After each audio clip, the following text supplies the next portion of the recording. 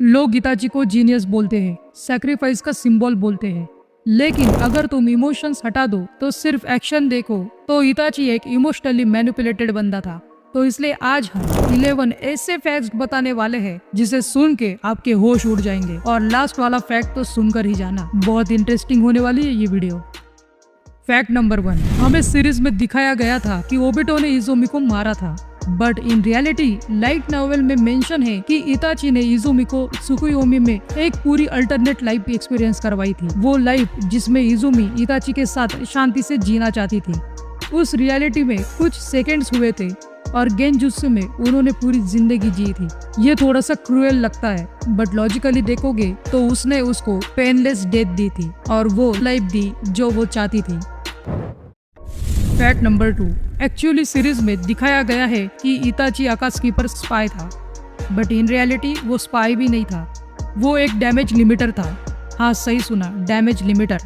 उसने intentionally village के ऊपर फुल स्केल अटैक अलाउ नहीं किए, वो भी अर्ली फेज में, बिकॉज आकात्सुकी के कुछ मेंबर्स अनस्टेबल थे, हिडान, देइदारा, काकुजू। इताची उनके लिए बैलेंसिंग फैक्टर था।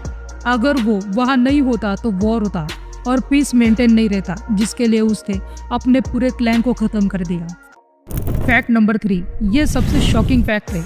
लोग डांजो को प्योर विलन समझते हैं, जबकि वो है, बट इताची ने फाइनल डिसीजन खुद लिया था। वो सारा ब्लेम डांजो पे शिफ्ट नहीं करता, वो खुद ले लेता है और ये सबसे बड़ी सेल्फ पनिशमेंट थी और वो एंड में खुद को एक्सेप्ट कर ही लेता है। और वो यही चीज 4th ग्रेट निंजा वॉर के टाइम काबुटो को भी समझाता है। अब आते हैं फैक्ट नंबर 4 पे। यह सबसे बड़ा ट्रूथ है कि इताची सास्के को प्यार करता था, पर उसको इमोशनली ट्रूथ कभी नहीं बताया, बिकॉज वो कंट्रोल नहीं लूज करना चाहता था। अगर वो ट्रूथ रिवील करता भी था तो सास्के और ज्यादा विलन बन जाता और शायद नरूटो भी उसको कभी वापस नहीं ला पाता और चेंज नहीं कर पाता। और इताची ने प्रॉमिस भी किया था डांजो से कि सास्के को वो कभी रियल ट्रूथ नहीं बताएगा। तो लॉयल्टी देख रहे हो बंदे की, मरने के बाद भी अपनी जबान पे अड़ा रहा। अब आते हैं फैक्ट नंबर 5। इताची इतना जीनियस था जो कि कम उम्र में ही होकागे के लेवल का था। उसकी डेथ भी उसने डिजाइन की थी, उसने फाइट को कोरियोग्राफ किया था, उसने अपनी चक्रा लिमिट तक कैलकुलेट की थी और ओरोचिमारू की सील टाइमिंग भी सेट की थी। और एंड में सास्के को मांगेक्यू शारिंगन भी ट्रिगर करवाया और एंड में अमातेरासु भी दिया। वो मर नहीं रहा था, वो बस स्क्रिप्ट फॉलो कर रहा था जो उसने इतने सालों से प्लान की थी। फैक्ट नंबर 6, इताची को टोबी की रियलिटी पता थी और वो शायद ये भी जानता था कि ये ओबिटो उचिया है और इसलिए उसने अमातेरासु सास्के की आंखों में ट्रैप करवाया था कि जिससे वो डेथ के बाद भी बैटलफील्ड कंट्रोल कर रहा था।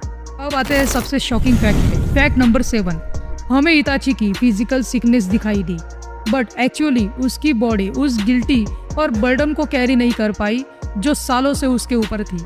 एक्चुअली एनिमे में उसके फादर ने तक ये बोल दिया था कि हमारा दर्द तो खत्म हो जाएगा जब हम मर जाएंगे, बट तुम्हारा दर्द कायम रहेगा। मतलब वो इंटरनली डिप्रेस्ड बंदा था और यही सब वो सह नहीं पाया, बिकॉज वो एक प्योर हार्टेड पर्सन था। बस ये एनिमे में डायरेक्ट नहीं बताया गया है। अब इससे भी इंटरेस्टिंग फैक्ट बताता हूँ। फैक्ट नंबर 8, जैसे मैंने पिछले फैक्ट में कहा था कि इताची काबुटो को बोलता है कि हम इतना सब करके भी एंड में लूजर है। वो ऐसा इसलिए कहता है क्योंकि वो वॉर नहीं, पीस चाहता था। उसने पूरे क्लैन को खत्म किया बस पीस के लिए, और क्लैन को खत्म करने के बाद भी 4th ग्रेट निंजा वॉर फिर भी हुआ।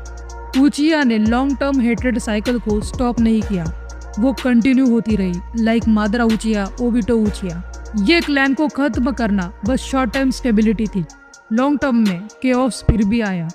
इसलिए वो रीएनिमेट होने के बाद भी ये बोलता है कि हम एंड में हारे हुए ही है, हम कितना भी कुछ कर ले, एंड में हम बस लूजर है, इससे ज्यादा कुछ नहीं। इसलिए हम अपने आप को एक्सेप्ट कर लेना चाहिए।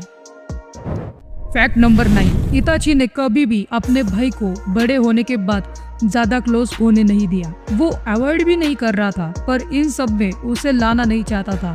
अगर वो सास्के से ऑनेस्ट रहता, उससे सब बताता, तो शायद सास्के अपने पापा का मन परिवर्तन करने में मदद करता और वो वॉर नहीं होता, पीस मिलता।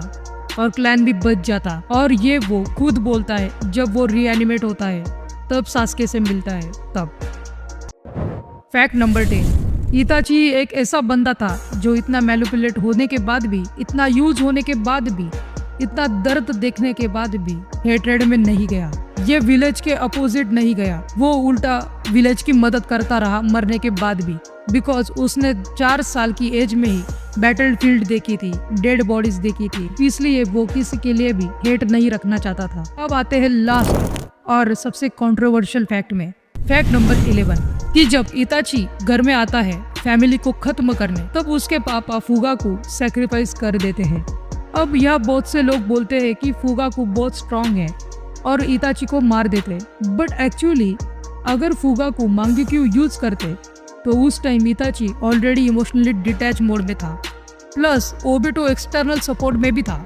बैटल रिजल्ट ऑलमोस्ट सेम होता और इताची का ये ट्रॉमा और डीप हो जाता। इसलिए उसके फादर ने कॉन्शियसली सैक्रिफाइस चूज किया कि इताची को गिल्ट कम हो, इसलिए वो कामली बोलते हैं, यू आर काइंड चाइल्ड इताची।